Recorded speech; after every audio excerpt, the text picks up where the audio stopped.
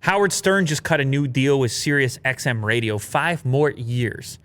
I remember the original deal making news when you were talking about hundreds of millions of dollars for Howard Stern, and to go from terrestrial radio to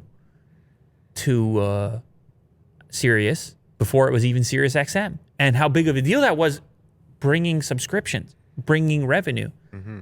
I didn't know this. Sirius is still raking in a few bucks, Will. In fact, their revenue, $2 billion. Third quarter earnings, late October.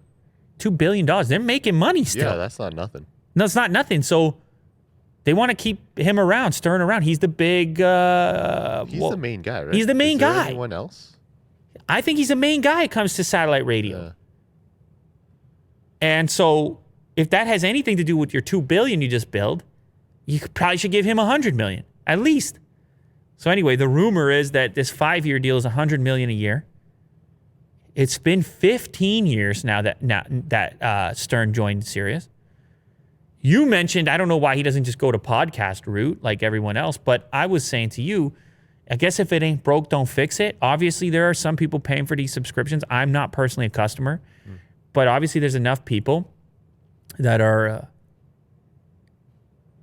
enjoying that service. And why would you want to revamp the whole thing if everybody's happy? Just, I guess, re-up, do the deal again. Mm-hmm. Keep making the $100 million. keep the fans happy that are currently listening. But it does feel increasingly to me like Sirius is not the future. It feels increasingly like podcasting is, at least amongst the social graph that I interact with. It's a lot less frequent that you would hear people having talked about listening to Sirius than you hear about some hot new podcast or something like that. So, but I guess Howard Stern is so deep into this thing right now, who cares? Who cares, Will? Yeah. Who really does care? Like, just keep going with it if it's working.